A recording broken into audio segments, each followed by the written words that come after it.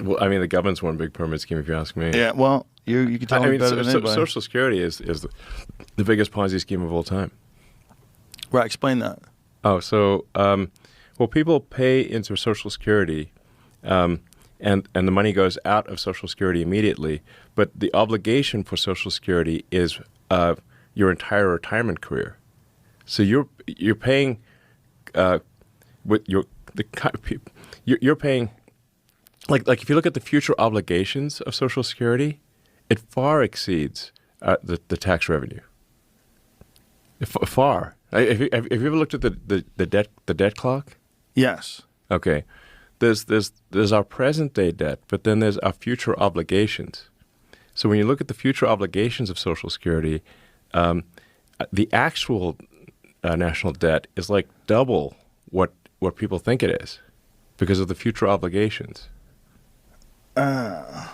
So basically, people are living way longer than expected, and there are fewer babies being born. So you have more people who are retired and that live for a long time and get retirement payments. So the future obligations. So however bad the financial situation is right now for the federal government, it will be much worse in the future. This is Elon Musk finally admitting what we all knew all along, that Republicans' plan is to cut Social Security. At least in the past, Republicans pretended to want to protect earned benefits. Now they're just coming right out and admitting where they really stand. Bernie Sanders issued a response to this clip saying, quote, "Wrong, Elon. Social Security has paid every benefit owed to every eligible American for 86 years. We can make it solvent for the next 75 years and expand benefits by scrapping the cap that allows billionaires like you to pay the same amount into Social Security as a truck driver."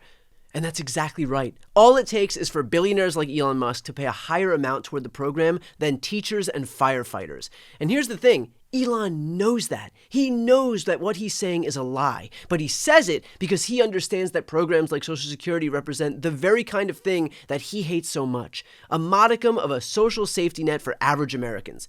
That is antithetical to his desire to turn America into even more of an oligarchy than it already is. In his mind, the money going to your grandma who worked her entire life should actually be going to buying billions of dollars worth of Cybertrucks or a fat Defense Department contract for SpaceX or buying a meme coin that goes directly into Donald Trump's pockets. And that gets to what his Department of Government Efficiency is actually all about. It's not about some noble pursuit of eliminating waste and fraud and abuse. They haven't even found any evidence of fraud. And the savings they claim to have created were actually found to be false, and they had to delete them from their own website. In actuality, the efficiency that Doge is interested in is the efficient facilitation of a massive transfer of wealth to the richest, while cutting the benefits that working and middle-class Americans have earned throughout the work they've put in their entire lives. I mean, just think about it. What has Doge actually gone after so far? Not corporate welfare, of which Elon himself is a recipient to the tune of $40 billion. Certainly not Elon's multi-billion-dollar government contracts. Instead, the first thing they went after was an agency that helped feed hungry children. Then they went after an agency whose sole mission is to help consumers recruit funds that were stolen by predatory banks and financial institutions. Then they went after healthcare, including veterans and things like FAA and OSHA, which keeps Americans safe when flying and when at work. AOC put it best here when she said, quote, "This guy is a leech on the public. No matter how many billions he gets in tax cuts and government contracts, it will never be enough for him. Now he's going after the elderly, the disabled, and the orphan children so that he can pocket it in tax cuts for himself. It's disgusting."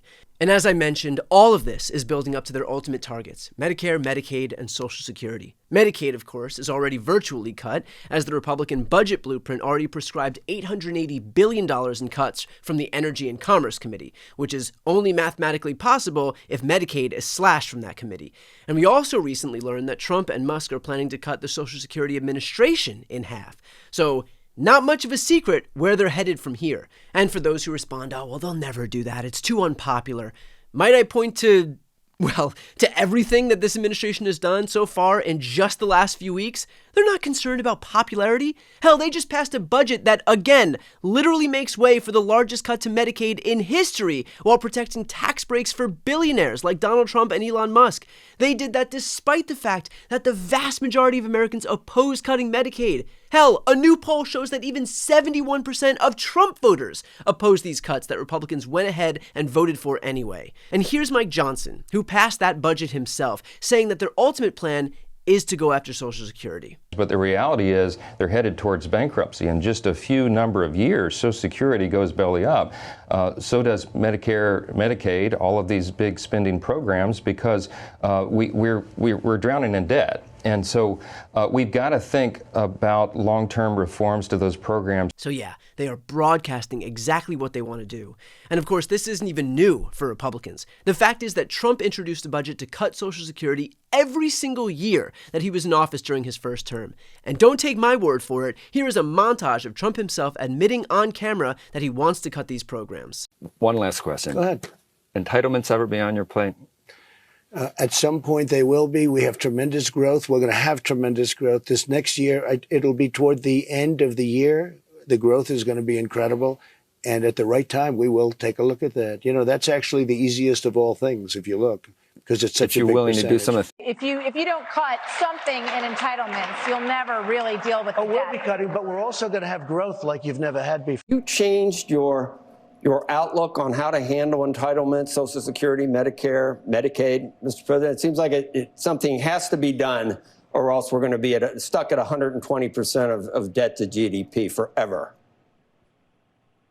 So first of all, there is a lot you can do in terms of entitlements, in terms of cutting. The reason that Trump wasn't successful in cutting these programs in the past was because Democrats stopped him. But if we've learned anything since January 20th, it's that the entire point of this second term is to avoid checks and balances in any way possible. And with Democrats in the minority in both the House and the Senate, the prospect of being able to hold this administration accountable through Congress is even less likely. So what can we do? For one, we can speak up and get organized. It might not feel like it, and you might not see it on cable news, but I promise you that Republicans are absolutely feeling the heat right now in town halls and protests across the country. Here's a deep red district just this past week. It is the DOGE program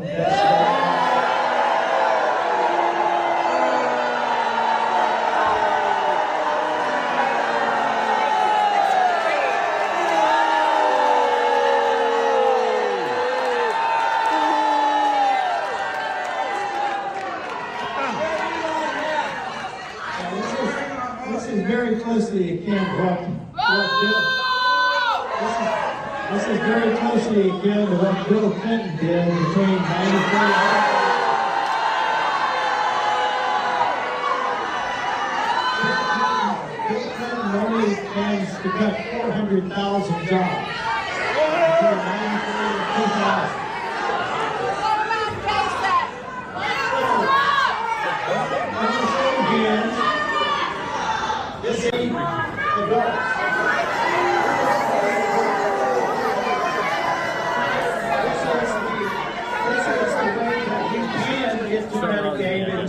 That matters.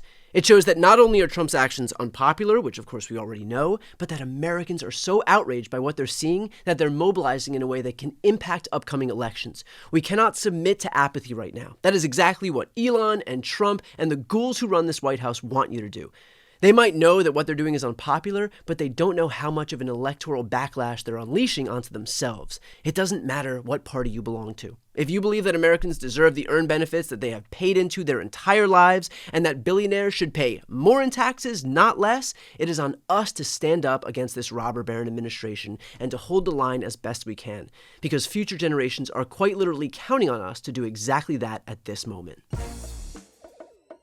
Before you go, first, if you enjoyed this content and you want to see more and support independent media, please subscribe to this channel. The subscribe button will be right here on the screen. But second, the reality is that we're now in a political environment where this administration can lean on any of the social media platforms to suppress certain voices if they don't like critical coverage. That means my longevity here is in the hands of a few tech billionaires who are already making it clear that they're willing to cater to this White House.